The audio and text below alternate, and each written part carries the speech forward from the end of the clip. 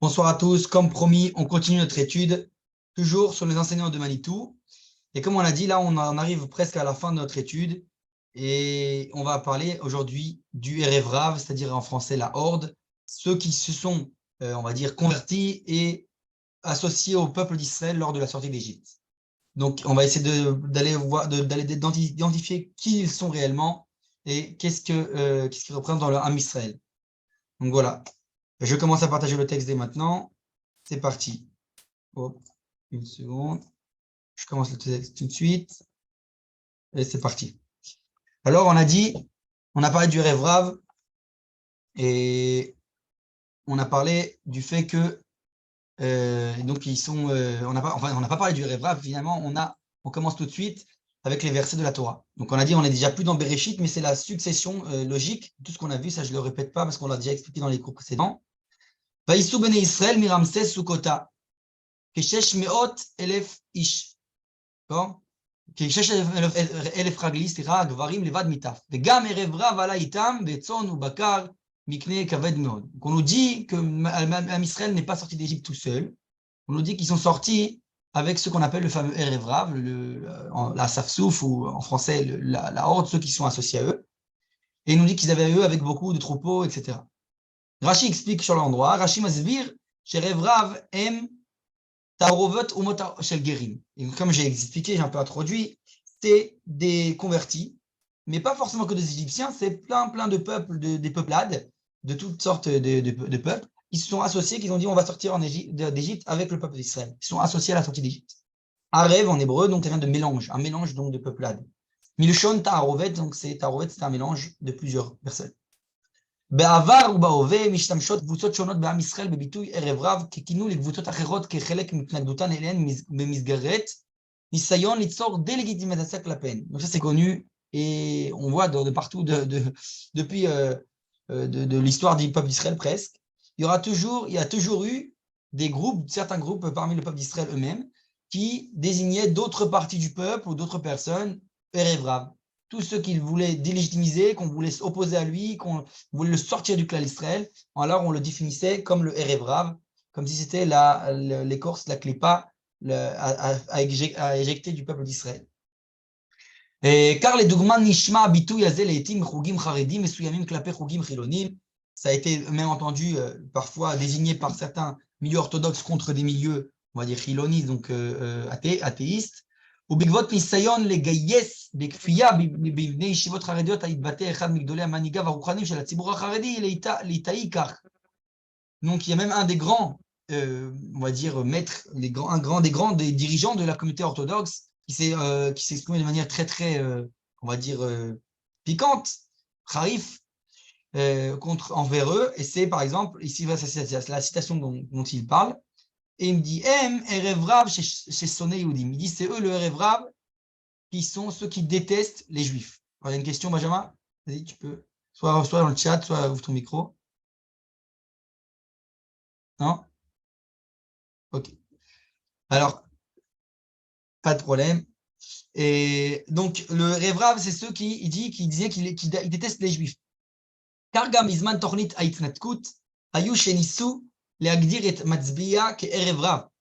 Et donc, c'est vrai que même lorsqu'il y a eu le comme on dit en français, ce qu'on a dit en français, c'était le retrait de la bande de Gaza, on va dire comme ça. Eh bien, là aussi, on a eu certains qui ont voulu désigner d'autres personnes comme étant le Erev Rav. Et pareil dans les livres des élèves du Gra, du Gaon de Vilna,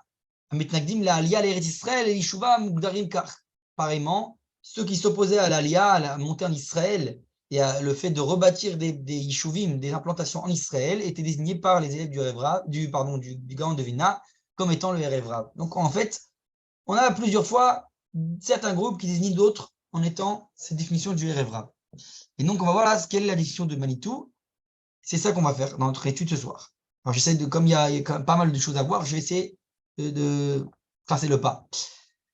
Nitrake achar ma'afyene Erev Rav. Donc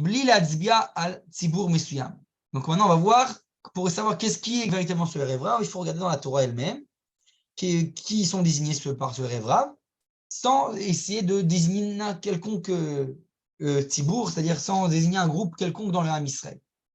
On va voir d'abord, premièrement, que le Erev Rav, ce n'est pas forcément des fauteurs. Nifran ma zeutam betor hamerkam hamerkiv et hazeut haivrit. Et on va essayer, donc, comme on a fait tout le long de notre étude pour toutes les autres identités, de la même manière, on va faire pour le Erev Rav, essayer de désigner qu'est-ce qu'ils représentent et c'est quoi leur composant, on va dire comme ça, de leur identité et comment quel rôle ils jouent dans l'identité hébraïque, hébreu et du ivri. On va aussi étudier quelle est la motivation de Moshe, de Moïse, lorsqu'il veut les sortir d'Égypte. המונח ערב רב מופיע הרבה בספרות חז"ל, אך פעם אחת בלבד בפסוקים עצמם, בפסוק שציטטנו לעיל. Donc il dit, ce terme-là de Erev Rav, il est énormément employé chez les sages, mais dans la Torah, de manière explicite, il n'apparaît qu'une seule fois, le verset que j'ai mentionné plus haut. בכל זאת, פרשני התורה מגלים כי בכמה אירועים מרכזיים לעורר מסע בני ישראל במדבר, הערב רב הם השחקנים הראשיים. Et donc c'est les sages, les commentateurs de la Torah, qui eux nous expliquent, nous dévoilent que même si ce n'est pas écrit explicitement, le Erev Rav, ce sont eux véritablement, on va dire, les personnages principaux de beaucoup de récits qui sont mentionnés dans la Torah, sans que ce soit écrit de manière explicite, encore une fois. C'est eux qui sont les personnages centraux dans beaucoup d'événements. Et on va voir de quoi on parle. Alors on commence par Chet HaMitonenim, donc la faute de ceux qui se sont plaints, etc. Vous allez voir maintenant. Vaïam kemitonenim ra beozne Hashem. Voilà que le peuple, ils sont plaints, ils sont plaints devant aux oreilles d'Hachem, pas littéralement bien sûr. Vaishma Hashem vaïcharapo, Hashem a entendu la plainte et on va dire, s'est réveillé son courroux. Vativar bam esh Hashem vatochal bikse amachane. Et il y a le courroux d'Hachem qui s'est éveillé et commencé littéralement un feu d'Hachem à dévorer les bouts du camp d'Israël. Qu'est-ce que ça veut dire cette histoire? Alors, Rashi explique. Masbir Rashi, Bikse Amachane, Bamuktzin Shebaem les Shiflut Elu Erev Rav. Il dit c'est quoi? Pourquoi écrire la Torah Bikse Amachane, le bout du camp? Il dit c'est ceux qui sont mis à l'écart du camp. C'est-à-dire il s'agit du Erev Rav. C'est ça que dit Rashi. Et premièrement, on voit que c'est qui ceux qui se plaignent? C'est le Erev Rav. Alors que ce n'est pas écrit explicitement. Sans le commentaire de Rashi, je n'aurais pas su. Ensuite, Parad Miknissa Laretz, encore une fois, la peur de rentrer en Israël. Vaï Beshalar Paro et Ta'am. Lorsque Paro il envoie au peuple, Velon Nacham Elohim Dereretz Pelishtim. Quand lorsque Pharaon renvoie le peuple d'Israël, donc d'Égypte, et donc Kadosh Baruch Hu, il n'a pas voulu qu'on passe par le chemin des Dereretz Pelishtim.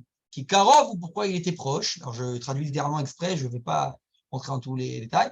Qui a Mareloim pen inachem ha'am birota milchama veshavu mitzrayma. Et là, il est écrit dans le verset littéralement, parce que Dieu a dit, de peur que le peuple ne regrette en voyant la guerre et retourne en Égypte. Alors il écrit le terme le peuple, ha'am. Alors Balatourim, Kovea Klal, il explique un principe, le Balatourim, Kol makom shenemar bo et ha'am, où il écrit et ha'am, tout endroit où il écrit le terme et ha'am, הכוונה il est Erev Rav. Le Baal Tourim dit qu'il s'agit du Erev Rav. והדבר נרמז אף בכך שגמטריה של שני ביטויים אלה שווה.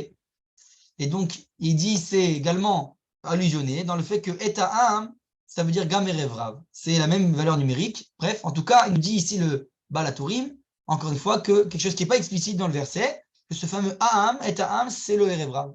Alors que littéralement, on a dit qu'il s'agit du peuple. Ensuite, Chet ha'egel, la faute du veau d'or. Bechet ha'egel anachnu motzim et ha'erev rav, mais merkaz ha'itravshuot. On va voir comment, alors que ce n'est pas écrit encore une fois explicitement dans les versets, c'est le Erev Rav qui est le centre de la faute du veau d'or.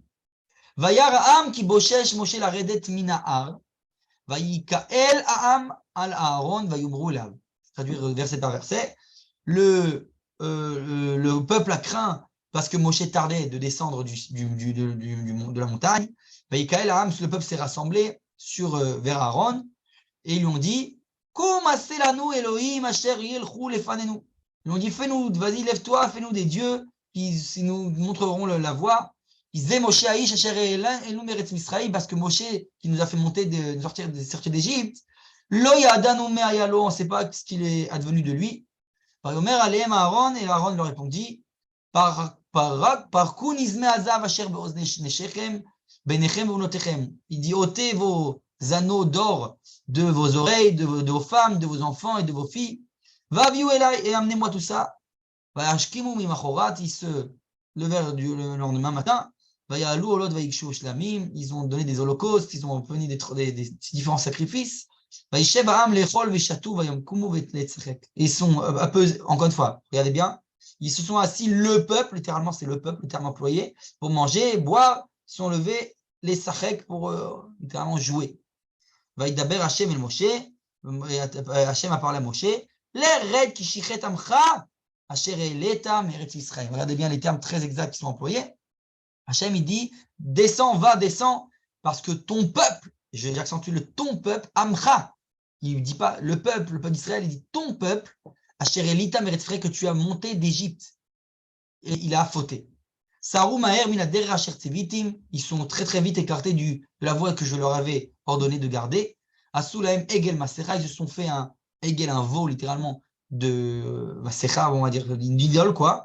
Vaishtachavu lo vaisbechu lo, ils sont prosternés à lui, ils lui ont sacrifié des sacrifices, etc. Vayemru ele Elohecha Israël asher elucha meretz Israël. Ils ont dit voici tes dieux Israël qui t'ont fait monter d'Égypte. Bref, ça c'est les versets. Encore une fois, vous avez fait attention, il y a deux accents que j'ai mis l'accent, qu'on parle de Aham, déjà, le peuple, encore une fois, et que lorsque Kadosh Baruch Hu fait la remontrance à Moshe, il lui dit ton peuple que tu as fait sortir d'Égypte. Rashi explique on est à la Tmiya, les mim Kadosh Baruch Hu, chez Omer, les Moshe Amcha. Donc Rashi va nous expliquer de quoi il s'agit lorsque Kadosh Baruch Hu il dit à Moshe ton peuple. Shichet Amcha, il dit à Rashi Shichet Aham. L'onémar, il n'y a pas écrit que le peuple a fauté. Il est là, amcha, ton peuple. Et revrav, shekibalta miatzmecha, vegiartam velo nimlach tabi. Amarta tov, shebekugerim bashchina, em shichatu veishchitu. Donc en fait, Kadosh Baruch Hu, là, il fait une remontrance à Moshe. Il dit, ton peuple, c'est eux que toi, tu as voulu de toi-même les recevoir et les convertir, que tu n'as pas demandé, entre guillemets, mon avis, si on peut dire ainsi. Et tu as dit, c'est bien que des convertis s'associent à la Shrina, s'associent à la présence divine. Et donc, c'est ce même peuple que tu as fait monter toi, qui ont ici fauté, qui ont engendré la faute. Bekavze mamshi Rashi beparshanuto egel masecha. Et dans la même direction va aller Marashi lorsqu'il en a expliqué son commentaire sur egel masecha, sur ce veau d'or. Kevan sheishlichu laour bakur baou mechashve revrav shalu imaem mitzrayim. Lorsqu'il a envoyé donc tout cet or dans la fournaise, eh bien, sont venus les magiciens, entre guillemets, ces magiciens-là du Erev Rav, il dit qu'ils sont montés avec eux d'Égypte, et ils ont fait avec leur magie sortir de la forme du veau d'or de l'or qui a été jeté dans la fournaise. Bref, encore une fois, ici, encore une fois, qui joue le rôle essentiel, encore une fois, le Erev Rav. Maintenant, et donc ça, c'est toute la question qu'on va se poser, et ça, c'est en regardant vraiment en profondeur. Est-ce que ce Erevra, finalement, Moshe a eu raison de les associer ou pas? Est-ce que c'est une bonne chose ou une mauvaise chose? Est-ce que c'est une bonté ou alors ça cause un malheur pour toutes les générations? Si on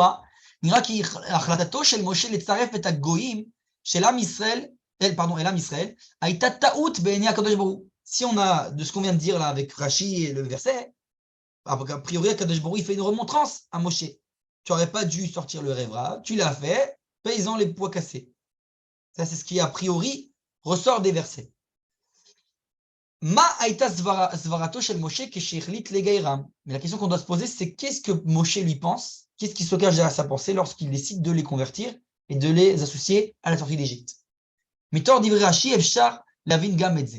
En réalité, on va essayer de comprendre à travers les paroles de Rashi lui-même déjà la réponse de la pensée de Moshe. Il dit il pensait Moshe, comme il a dit Rashi, c'est bien que s'associe, que se colle à la Shrina, que se colle à la présence divine des étrangers, des convertis. Moshe ra'a erech betziruf ha'erev rav le Israël. Bechibour goyim lekdusha. Donc Moshe, il voyait comme une bonne valeur, une bonne chose, le fait que des convertis viennent s'associer à la Shrina, viennent s'associer au peuple d'Israël et s'associent donc à la Gdusha, à la sainteté. Davka goel Israël, השולף את עם ישראל מתוך לא הגלות על מנת לממש את השאיפה הלאומית של ישראל, דווקא מי שמוביל את ישראל ממצרים להקמת ממלכת גויים וגוי קדוש בארץ ישראל, הוא שמבקש לחבר את הגויים אל הקדושה. Donc c'est précisément le même libérateur, ce même Moshe dont on a parlé dans les cours précédents, qui est lui qui nous a fait sortir d'Égypte, nous, la nation d'Israël, donc qui est notre dirigeant national, qui a provoqué la libération nationale du peuple, qui va être ce même Moshe-là, qui lui aussi demande à associer à cette vocation-là d'Israël d'être une nation de Kohanim, de prêtres, et une nation sainte, qui demande lui aussi d'associer des convertis à la Gedusha. Et pourquoi?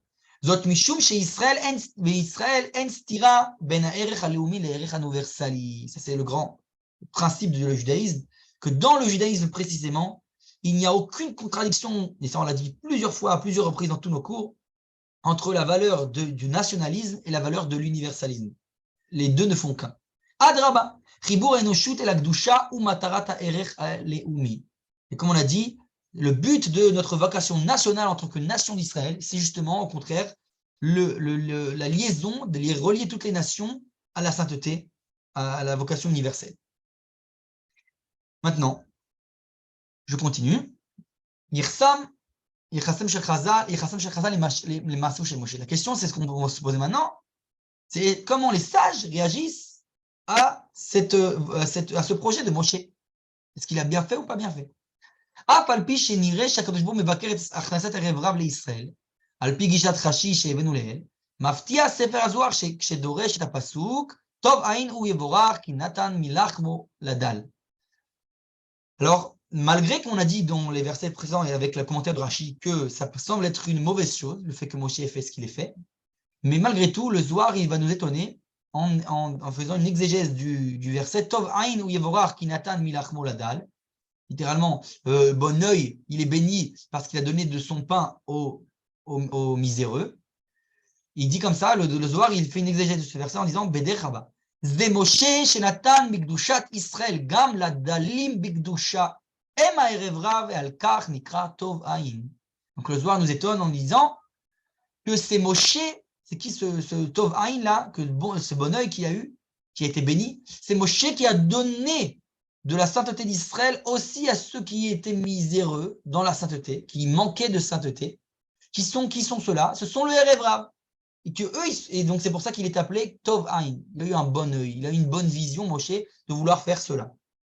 Donc le Zohar, il parie très positif sur le projet de Moshe. Midato zo shel Moshe nakat gam Rav Kook. Donc en fait, il nous explique ici que cette même attribut que Moshe a voulu attribuer donc au Rev Rav, cette même, on va pas attribuer, on va dire ce même projet que Moshe a voulu réaliser, le Rav Kook également a voulu le réaliser. Beigeret Takana ou Meshiv la red base.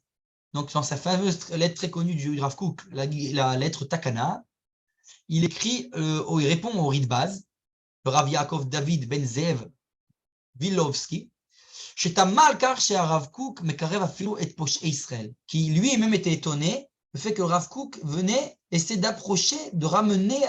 rapprocher même ceux qui étaient les fauteurs d'Israël, les plus éloignés. Il dit comme ça dans la lettre, הייתה מידתו של משה רבנו עליו השלום לקרב רחוקים, אפילו את הערב רב. Et donc il dit, Moshe, son trait de caractère était de vouloir et de rapprocher ceux qui étaient les plus loin. Il dit même le Erev Rav. Et Afalpi chez Garam Arichut Agalut. Il dit malgré que cela, ce projet a finalement engendré la longe, comment on dit, la grande l'exil très très long. Mikol Makom Sof Kol Sof It Aluga même. Il dit finalement, même eux, ils s'élèvent, ils vont s'élever. Il dit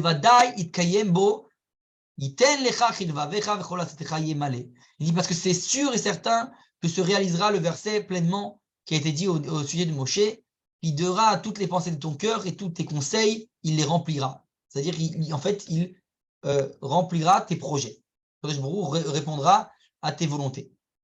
V'Hashem mekim davar avdo pa'atzat malachav yashlim. Donc le Rafouk qui termine dans un autre verset en disant que Hachem il fera se lever la parole de ses serviteurs et le conseil de ses envoyés. Il complétera. C'est-à-dire, en fait, il s'agit ici du projet de Moshe. Donc le Rafouk dit, oui, Moshe a eu raison et Kadosh Baruch Hu va aider en fait au projet de Moshe à se réaliser. Les Shon Acheret, en d'autres termes, בחטאיהם ובחטאתם של עם ישראל, גרמו לערב רב לכך שישראל יצטרכו להמתין 40 שנה במדבר, עד שיתחלף הדור. ועם כל זה היה נכון לקרב גם אותם אל השכינה, כי בסופו של דבר יתעלו. Donc ça veut dire que, malgré que ce soit eux qui, dans la plupart des rébellions et des fautes dans le désert, ils aient été et engendré toutes ces fautes-là par le Erev Rav, malgré cela, ils nous ont engendré qu'on a tourné 40 ans dans le désert, et bien malgré tout, ça valait quand même la peine. Pourquoi? Parce que finalement, eux aussi, ils se rapprocheront de la Shrina et ils s'élèveront. Donc il dit ça en valait la peine, malgré le prix lourd à payer. במקום אחר כותב הרב קוק, כי התועלת בצירוף הערב רב, מלבד בעבורם עצמם, היא בכך שהם חוליית הקישור בין ישראל לאומות העולם. Et là, c'est un autre point essentiel dans la vision de Manitou, c'est de savoir que non seulement c'est bien pour eux, c'est pas genre une sorte de bonté que Moshe va faire envers le Erev Rav, il les associe, il leur donne une possibilité de s'élever, mais c'est aussi pour nous Israël. C'est une complémentarité pour l'identité d'Israël, qui est nécessaire à Israël. Comment ça se fait? On va voir maintenant. Il dit même ceux qui parmi eux finalement sont quand même malgré tout assimilés, הם מקנים בכל מקום אותן הנטיות שכבר קלטו מבני דורים, כן? מבני דורים, מקדושתם של ישראל בין עמי הארץ אומות העולם, ונעשית מזה הכנה מזגית להיות חלקים אומות העולם מוכשרים לקבל על כל פנים, כפי מידתם, השפעה מרוחם של ישראל. Il dit que malgré ça, même ceux qui vont s'assimiler parmi le Erev Rav, qui vont se remélanger parmi les nations, quelque part, il va rester en eux on va dire, des résidus de ce qu'ils ont pu être influencés d'Israël. Et ça d'une manière ou d'une autre, un temps ou un autre, se dévoilera à travers le fait que ça va préparer le terrain aux nations du monde à recevoir, on va dire, le message divin à travers le peuple d'Israël. Ils seront plus mûrs à accepter ces messages. Et donc, ça en vaut la peine, malgré tout, malgré les prix chers à payer, etc. Et donc il dit Anshe ha'erev rav itgeiru vekaltu et ruach Israël b'mida mesuimet bizman shechayu kegerim betor am Israël. Et donc il dit ces mêmes peuplades là du Erev Rav qui se sont convertis et ont quelque part capté quelque chose, enregistré quelque chose de l'esprit d'Israël d'une mesure ou d'une autre, d'une manière ou d'une autre, lorsqu'ils étaient en tant que convertis dans le peuple d'Israël, ils ont quand même capté quelque chose. Quelque chose, il ne disparaîtra pas complètement du monde. Donc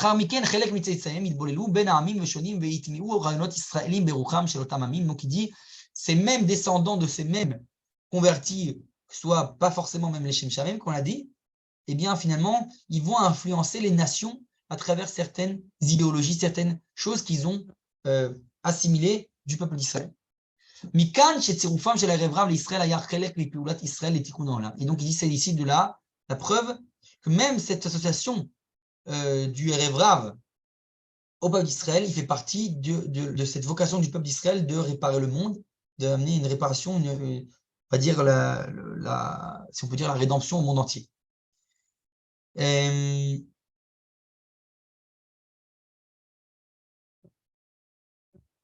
Ok, maintenant, je continue. Ben Mystika Lelumiot. Alors là, on va voir, ça c'est une facette que Manitou, vraiment, il accentue.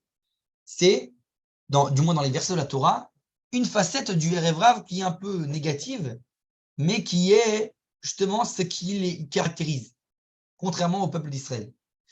Maraou otam goyim shebachu litztaref leshevet bal reka etni barur ashone tachlit shinui mise shelahem besha shu yotze mitzrayim. La question qui se pose, c'est qu'est-ce qu'ils cherchaient, ce Erev Rav-là, ces peuples-là, de s'associer à un peuple qui n'est pas du tout leur peuple, au niveau, on va dire, national. Et qu'est-ce qui les a attirés là-bas? Qu'est-ce qui les a attirés dans cette nation d'Israël? ברור לפחות חלק מהמוטיבציה של הערב רב, להצטרף לעם ישראל הייתה לברוח מבית העבדים המצרי ולצאת לחירות. Bon, ça c'est très clair. La raison la plus simple d'abord, pour un premier plan, c'est évident qu'une des raisons, leur motivation, c'était tout simplement de s'associer à la liberté du peuple d'Israël, de fuir un esclavage en Égypte et d'être libre. Ça c'est clair. ובכל זאת, נראה כי ערב רב רצו לא רק לברוח ממצרים, אלא להפוך ממש לחלק מהעם שהנהיג משה. Mais malgré tout, on voit que ce rêve rave, il va vouloir être partie intégrante d'Israël, que ce même peuple d'Israël que Moshe va devoir diriger. Madoua, et pourquoi?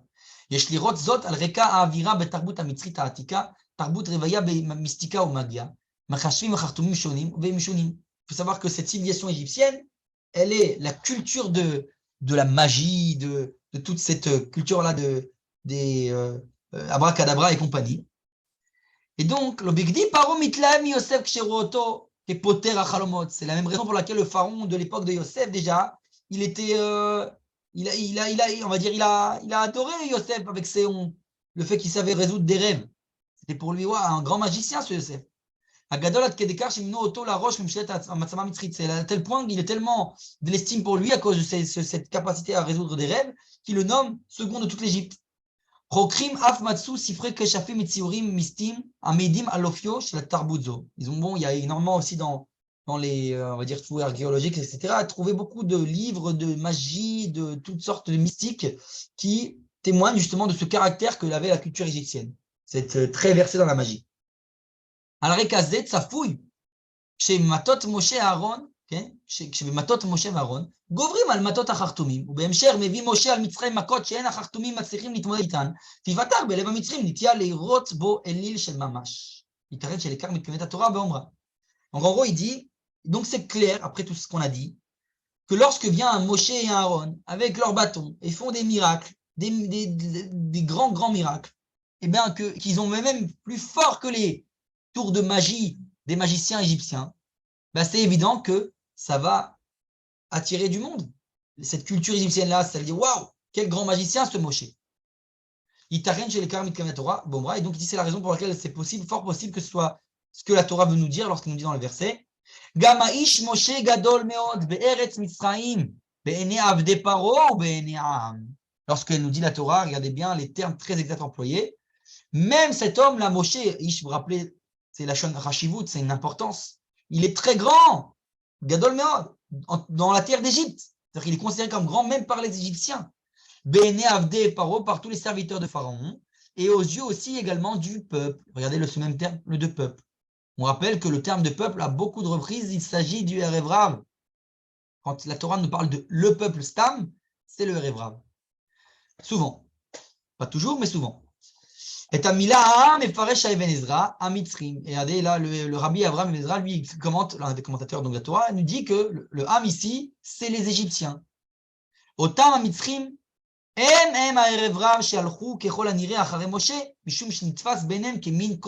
comme on a dit, ce qui a attiré ces Égyptiens, c'est la personne de Moshe, qui n'était autre pour eux qu'un grand magicien.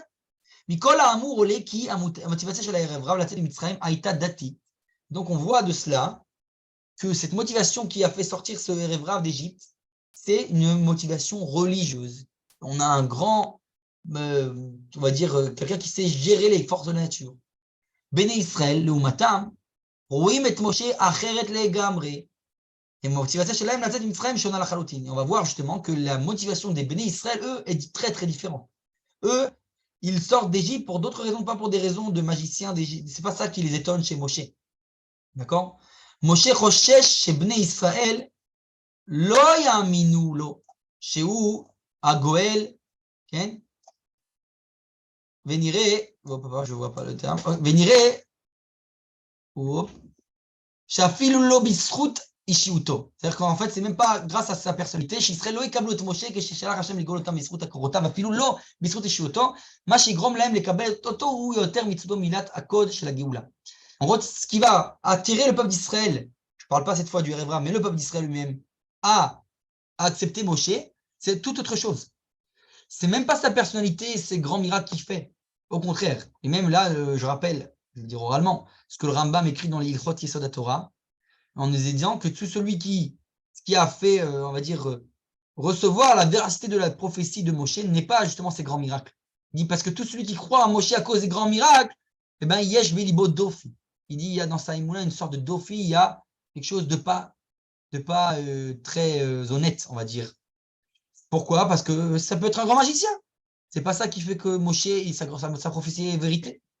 Ce qui fait que sa prophétie est vérité, c'est le fait qu'on a reçu Mont Sinaï, il nous a parlé face à face, et Akadosh Baruch Hu, lui, de lui-même, nous a dit, c'est Moshe, il est prophète de vérité.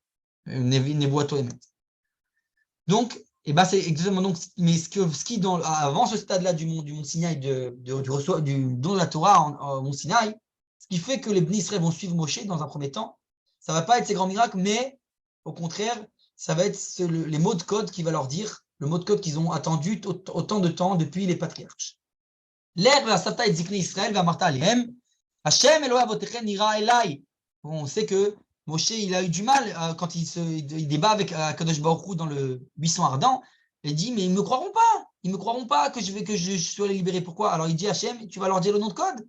Il dit, tu leur diras, Elohé, Abraham, Yitzhak et Jacob, les morts, Pakod, Pakati Etrem. Tu devras leur dire, Pakod, Pakati Etrem. Je vous ai rappelé vous-même. C'est un mot de code. Rashi explique, Mikivan Shetomar Lahem Leshonze, Ishmeu le Kolcha. Lorsque tu leur donneras ce mot de code, ben, ils écouteront ta voix. Parce que ça, ils avaient déjà ce nom de code depuis Yaakov et depuis Yosef. Que c'est dans ce langage-là qu'ils seront libérés. Yaakov Amar, Elohim pakod yifkod etrem. Et Yosef Amar lahem, pakod yifkod Elohim etrem. Donc ce même terme est employé chez Yaakov et chez Yosef. Il leur dit, il vous se rappellera de vous, il faudra sortir. Qu'est-ce que ça veut dire toute cette histoire? Alors essayons d'approfondir. Bnei Israël zochim chez Mekoram be'eret Israël. Hem yodim ki ba'et ki karet hem begalut. Donc les Bnei Israël, le projet qui est dans l'esprit, ils savent qu'ils sont ici en exil en Égypte et qu'il viendra un jour où ils devront retourner en Israël. Ça, c'est clair pour eux. C'est ce fameux mot de code, pakod yifkod. Shem, il se rappellera notre exil, nous ramènera. Ariom yavo vehem yashuru el eretz avotem. Donc ils se rappellent qu'un jour ils reviendront à la terre des patriarches. Hem kiblou bemasoret מאבותיהם את מילות הקוד פקוד יפקוד. מבחינתם, גם אם משה יבצע את כל הקסמים שבעולם, הוא לא יקבל על ליבם ולא יזכה באמונם, אלא אם יעמוד בקריטריון הפשוט הזה. עבור העברים, כוחות העל אינם המדד לקביעה עם משה אם הוא אכן שליח האל. Comme on a dit pour un hébreu, le fait de faire des grands miracles, c'est rien du tout. C'est une preuve de rien. Ça, c'est peut-être chez les Égyptiens avec leur culture. Et pour un hébreu, il faut quelqu'un qui nous dit, je vais te sortir d'Égypte, j'ai la vocation nationale de te ramener en Israël, faire bâtir ton peuple, ta nation. Ça, c'est ce que attendent le peuple d'Israël d'un libérateur. Ils n'attendent pas quelqu'un de mystique, ils attendent un libérateur, on va dire politique, qui les sorte de là-bas, qui les ramène, qui leur fait bâtir un État. Qui leur bâtisse un État. Amadad ou im ou medaber beshem Elohé avotehem ou mishtamesh bemilim shenimseru lahem bemasoret haïvrit. Donc l'outil de mesure à savoir est-ce que c'est lui le libérateur ou pas, c'est de savoir est-ce qu'il utilise les mots qu'on a reçus par tradition de nos ancêtres qui nous ont promis nos promesses qu'on sera libéré. Donc cette tradition hébraïque ancestrale. Imken, beot she'etzel ha'erev rav Moshe nitpas ke'ezeshu super chartum. אצל ישראל הוא נתפס כשליח אלוהי אבותיהם שיחזיר אותם לארצם. ובעוד שהמוטיבציה לצאת ממצרים אצל הערב רב היא דתית מיסטית, המוטיבציה אצל העברים היא לאומית. Comme on a dit, la motivation chez le Erev Rav, elle est, mystique, religieuse, puisqu'ils voient un grand magicien, un grand gourou, le Moshe Rabbeinu, alors que la motivation chez le peuple d'Israël, elle est tout autre, elle est nationale, c'est celle de jouer à vocation politique nationale, de rebâtir un État dans notre terre en Israël. Alors, je rappelle ici aussi que c'est des raisons pourquoi ils ont douté de Moshe jusqu'à ce que Kadosh Baruch Hu leur dévoile au Mont Sinaï qu'il n'est autre que le vrai prophète. Pourquoi? Parce qu'en d'autres termes, il leur a dit, Moshe il leur dit, ouais, écoutez, je sais qu'on vous a dit, vous devrez revenir en Israël, vous devez bâtir un État, une terre et compagnie. Mais il leur dit, il y a un petit rajout dans le projet, il faut aller recevoir la Torah au Mont Sinaï. On a une station intermédiaire. Le peuple n'a pas voulu croire cela. Ça ne faisait pas partie du projet initial. Les patriarches ne leur ont jamais parlé de recevoir une Torah et des mitzvot. Donc, de là, leur doute. Donc, il fallait qu'il y ait un Mahamad Sinaï, un dévoilement au Mont Sinaï, qui authentifie ce projet de Moshe C'est pour ça qu'il est appelé Moshe Rabbeinu, cette vocation de donner aussi une Torah et des mitzvot. Ça fait partie du même projet depuis Abraham, Yitzhak et Yaakov. Et d'ailleurs, c'est la raison pour laquelle les sages eux-mêmes nous disent qu'il y a une double vocation à cette mission de Moshe, on l'a vu aussi.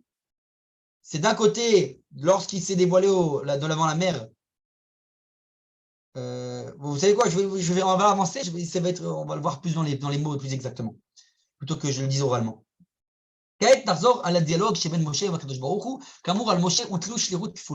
dit, on avait vu déjà que Moshe il a une double vocation, une double mission. Il a dit d'abord, va, je t'envoie vers Pharaon, tu sortiras mon peuple d'Israël d'Égypte. Moshe dit à Dieu, qui suis-je que moi je dois aller chez Pharaon? Et puis c'est moi qui vais sortir les Israël d'Égypte. Il dit, je serai avec toi. Faites attention à ce terme, qui yémar. Et voici le signe que cette fois il dit Anori chez l'artira. Celui qui t'envoie, c'est Anochi, le nom de Anochi, un des noms d'Hachem. Lorsque tu feras sortir le peuple, il n'est pas écrit le peuple, les bénis Israël, le peuple. Mimitzraim, donc d'Égypte, Tavdun et Elohim al Arazé. Donc on voit bien ici dans les versets déjà l'allusion aux deux missions. D'un côté, lorsqu'il doit faire sortir les bénis Israël d'Égypte, on utilise le nom qui est Yéimar, je serai avec toi.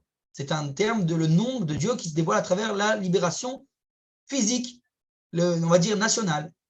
Alors que lorsqu'il s'agit du peuple, donc le Erevrav, ce qu'on a dit, eh bien le nom employé c'est le Anochi chez l'articha. Le nom employé, c'est le nom de celui qui donne une Torah des mitzvot, le nom un peu religieux, celui qui va donner des commandements.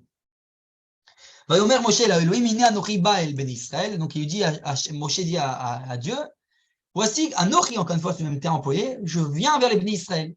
Martilaim, je leur dirai, Elohe avotechem shelachani alechem. Le Dieu de vos ancêtres, de vos pères, m'a envoyé vers vous. Amrouli, mashmo, ils me demanderont quel est son nom. Maomar alehem, il dit qu'est-ce que je vais leur dire? Vayomer Elohim el Moshe, Dieu répond à Moshe, tu leur diras, Eye asher eye, je serai celui que je serai, c'est-à-dire le Dieu qui te dévoile à travers l'histoire. Vayomer ko tomar libnei Israël, Eye shelachani alechem. Comme on a dit, il accentue ce que je viens d'expliquer oralement. Il dit, tu leur diras, c'est Eye qui vous envoie. Le Eye, le terme le nom d'Hachem qui se dévoile à travers l'histoire, à travers les événements historiques. Mitor dikduk bektuvim anachnu motzim et shte hamunachim, ha'am ou bnei Israël, comme j'ai dit, le peuple face au bnei Israël. Puis sherainu leel ha'am, Elohe revrav shelo bnei Israël, et Israël bnei Israël, Elohe am Israël. Donc là, j'ai déjà expliqué oralement, je ne reviens pas dessus. Ha'erevrav yatsa mitzraim mitor motivatia datit. Comme on a dit, les Erevrav, eux, ils ont une motivation religieuse. Et là, c'est tout le grand chidouche. Donc leur vocation finale, leur aspiration, c'est d'arriver à une élévation spirituelle. Les Gabéem, c'est pour ça que chez eux, la vocation qui est employée pour Moshe, c'est le nom d'Hachem Anochi, qui est celui qui donne une Torah et des mitzvot, donc une vocation religieuse. Sheken Ba'ar Sinai, Umofia qui Anochi. Comme on sait, dans le Mont Sinaï, il s'est dévoilé en tant que Anochi. Anochi Hachem Elohecha. Je suis Hachem ton Dieu. לעומת זאת, כשבני ישראל ישאלו את משה בשם מי הוא בא, תשובתו צריכה להיות אלוהי האבות. Comme on a dit, lorsque c'est les Bnei Israël, cette fois, ce sera la vocation nationale, celle qui est de la tradition ancestrale de nos ancêtres, le Dieu des pêtres, des patriarches. האלוהים שהבטיח את השבת הבנים לארץ ישראל, ששמו הוא איה. Ce même Dieu qui se dévoile sous le nom de Eye. זהו השם הגבוה ביותר של הקדוש ברוך הוא, שם המבטא את הבטחת השם לאבות על הגאולה העתידה. Donc, ce nom-là de Eye, c'est le nom le plus élevé d'Hachem, dans le sens où c'est le nom que Hachem a promis qu'il réalisera les promesses faites au patriarche lors de la délivrance finale. Et puis, chez Mefaresh Rashi al Pasuk Yudalet, Eya Asher Eye, Aye Imam Betzara Zot Mitzrayim, Asher Eye Imam Beshibud Shar Malchuyot. Comme il dit Rashi, donc dans le commentaire du verset Yudalet, 14, il dit je serai ce que je serai, entre guillemets, il dit Rashi, je serai avec eux dans cette souffrance-là en Égypte, comme je serai avec eux dans les autres, sous les autres jougs des autres nations, des autres royautés, lors des autres exils. Et d'ailleurs, c'est la raison pour laquelle que vous savez que, sous-entendu, c'est ainsi le dévoilement. Il dit, dans les sages nous disent que lorsqu'ils sont arrivés dans la mer, Kadosh Baruch Hu s'est dévoilé comme un Gibor Milchama, comme un guerrier qui faisait les guerres. Donc ça veut dire une vocation ici qui se bat, politique, nationale. Alors que, alors qui c'est qui a cru, on va dire, Moshe à cause des grands miracles de l'ouverture de la mer? Bah, c'est précisément le Erevram. Qui a cru en Moshe Abdo? C'est le Ham, le même peuple, ce Erevram, qui eux, ils étaient complètement, comment on dit, étonnés de ces grands miracles qu'il a fait dans la mer. Mais le peuple d'Israël, eux, ce n'est pas des grands miracles, comme on a dit, qui les achètent, entre guillemets. Mais quoi? C'est une vocation nationale qui a fait la guerre, qui s'est battue, qui a anéanti les Égyptiens. Et là, nous dit tout le Chidouche, lors du don de la Torah, Anori Hashem, je suis Hashem ton Dieu. Donc, ça fait un terme de Anori. Le même Anori, c'est moi le même, ils sont entendus, qui t'a fait sortir d'Égypte. Donc, Hashem, il se dévoile ici, et les sages disent qu'il s'est dévoilé ici en tant que Zaken Atouf Betalit, comme un sage qui est enveloppé d'un talit, comme une espèce de Rosh Yeshiva. Donc, c'est plus spirituel. Et donc, comme pour nous dire, tu sais, le même Dieu qui t'a fait sortir d'Égypte, qui a fait la guerre aux Égyptiens lors de l'ouverture de la mer, c'est le même Dieu maintenant qui te donne une Torah. Comme pour nous dire que cette Torah est une, oui, celle qui a une vocation politique et religieuse qui ne font qu'un. C'est ça, la double vocation de Moshe. D'accord? C'est pour ça que c'est Rabbeinu, mais avec, comme on dit le verset très clair, Torah, Tziva, Lanu, Moshe, Morasha, Keilat, Yaakov. Cette Torah qu'on a eu comme ordonnance de Moshe, Rabbeinu, notre maître, elle est l'héritage de la Keila, de la communauté de Yaakov, donc des patriarches, qui ont en tant que Avot, en tant que nation, qui a une vocation nationale en parallèle d'une vocation, on va dire, si on peut dire ainsi, religieuse. maintenant, Deretz Kadma la Torah. מתוך דברים אלו ניתן להבין נקודה נוספת, אמנם חכמי ישראל ראו בחיוב וצירוף הערב רב לישראל על ידי משה, אך לכאורה, מי שתולה אשמה במשה על מעשה זה הוא דווקא הקדוש ברוך הוא עצמו. Comme on a dit tout ce qu'on a vu maintenant, malgré tout ce qu'on a dit, on voit qu'Akadosh Baruch Hu lui-même, malgré ce qu'on a vu tout à l'heure dans le commentaire de Rashi, il réprimande Moshe pour avoir fait sortir le Erev Rav. Alors, qu'est-ce qu'Akadosh Baruch Hu lui demande? Madoua. Pourquoi il le réprimande? Les filles, advarim alalou, mouvan, qui Akadosh Baruch Hu lo eshim et Moshe be'akt hatziruf atzmo, ela be'i chinucham shel Erev Rav. Donc, si on va dans ce sens-là, en profondeur, on va comprendre en fait que Akadosh Baruch Hu ne vient pas accuser Moshe d'avoir fait sortir le Erev Rav.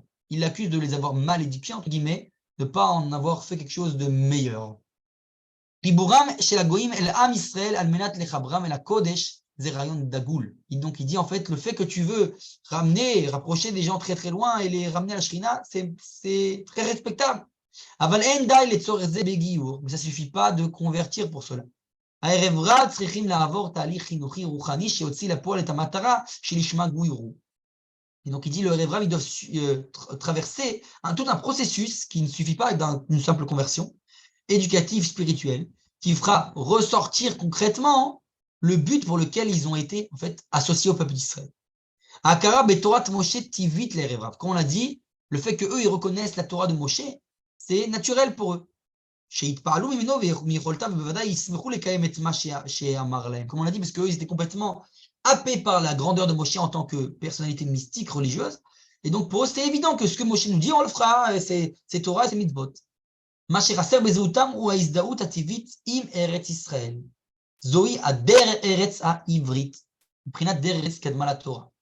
qui manque chez le Erev Rav, c'est cette liaison-là à la terre d'Israël. Ce fameux Dereretz, littéralement, on traduit généralement par les bons traits de caractère, mais là, c'est dans le sens littéral, le chemin vers la voie, vers la terre d'Israël, à Ivrit. Manitou précise, à Ivrit. Parce qu'on avait vu plus loin dans le verset qu'il s'agissait, que Kadosh Baruch Hu n'a pas voulu nous faire passer par le chemin droit parce que c'était Dereretz Pelishtim. C'est le Dereretz des Philistins. Maintenant, il dit non, il faut le Dereretz Ivrit. Donc, il faut nous rattacher à ce Dereretz, cette liaison au nationalisme d'Israël, à ce lien profond à la terre d'Israël. Et c'est ce qui manque chez le Erev Rav. Et c'est toute leur crainte, c'est la raison pour laquelle leur crainte de Erev Rav de rentrer en Israël. D'où ce qui a engendré toutes les fautes dans le désert, entre autres. Et un pasuk velo nacham Elohim deretz pelishtim, pen yinachem ha'am mirotam milchama veshavu mitzrayma, ou doresh Erev Rav ashkazi al Erev Rav. Et donc, comme on a dit, c'est encore une fois, ça c'est ce que le Manitou a expliqué sur ce verset qu'on a vu plus haut, sur le Deretz Pelishtim, qu'il disait c'était le Erev Rav, Pourquoi ils ont dit Deretz Pelishtim, Bimkop Deretz Ivrim, et la reine En Lahem Ratson Likanes l'Israël. Parce qu'eux ont remplacé le Deretz philistin par le Deretz hébreu. Et donc, c'est ça le problème du Erev Rav. Il faut les attacher à l'identité nationale et à la terre d'Israël. C'est ce qui manque chez le Erev Rav. C'est ce qui, a priori, a été manqué par Moshe quelque part. Maintenant, Mitor Limoud Chelkam Shel Bnei Erev Rav Israël. Ok. Natzbia al Shosha Me'afene Bezouta. Donc maintenant, comme on a étudié tout ce qu'on vient de dire, un peu en résumé, on va voir 3 caractéristiques du Erev Rav dans le peuple d'Israël. On a dit premièrement, Eider Lumiout, le manque de nationalisme. Comme c'est des convertis qui sont associés à Israël à la dernière minute, il manque tous les traits de caractère national des Hébreux. Comme on dit, ce lien à Israël, à Ivrit, la Torah de Moshe, et donc il leur manque cette identité nationale, puisque la source de cette identité nationale, elle puise des patriarches qui, eux, n'ont pas eu cette liaison aux patriarches. Deuxièmement, mystificatia. Ils ont une tendance à tout mystifier, dans la mystique. Mais Zéout Erev Rav, quand même marqué chez l'Natia mystique Razaka, peut-être Be'elat Amanig Rouchani ou politique. Comme on a dit, ils ont cette tendance mystique à tout le temps, dans le spirituel, à essayer de mystifier le dirigeant politique ou spirituel. Zoï Netia Elilit Moubeket, donc ça c'est un peu quelque part des résidus de leur idéologie, on va dire, idolâtre, ancestrale. Chez Kaemet, Beumot Haolam, le Horera Historia. Et ça va rester un peu chez beaucoup de nations pendant toute l'histoire. Ma'afiratam chez Nimrod ou Pharaon, les Lihim,Vad El-Out, Ishu, Bene, Alam, Amaravi. Donc on sait qu'il y en a eu beaucoup comme ça, des personnalités chez les nations qui ont été presque idolâtrées, comme Nimrod, Pharaon, et d'autres, et bien sûr, Otto Haïch, Jésus, et dans le monde, du monde occidental. Maintenant, troisième caractéristique du Erev Rav, Netia les paganisatia chez la Pulchan. Cette tendance à vouloir tout le temps, on va dire, comment je veux dire ça en français, faire des cultes, on va dire ce respect du culte.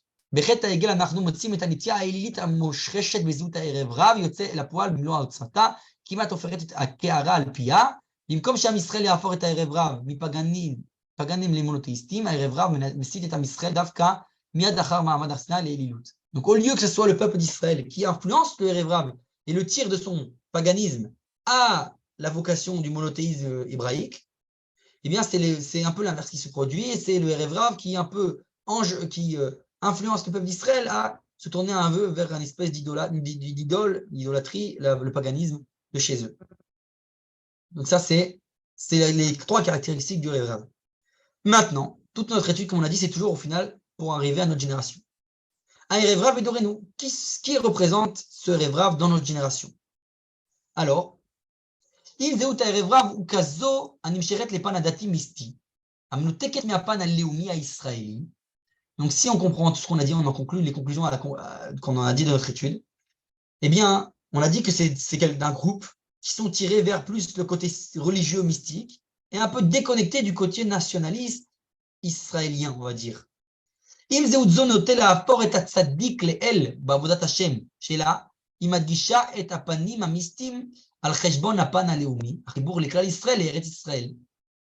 Donc si on voit, donc ce groupe-là est censé être celui qui vont prendre la figure du tzaddik et vont transformer un peu en espèce d'idole du service d'Hachem, on va servir le tzaddik, et ils vont accentuer ce point-là, et ça va prendre une connotation un peu mystique, au détriment on va dire, de la facette un peu nationaliste.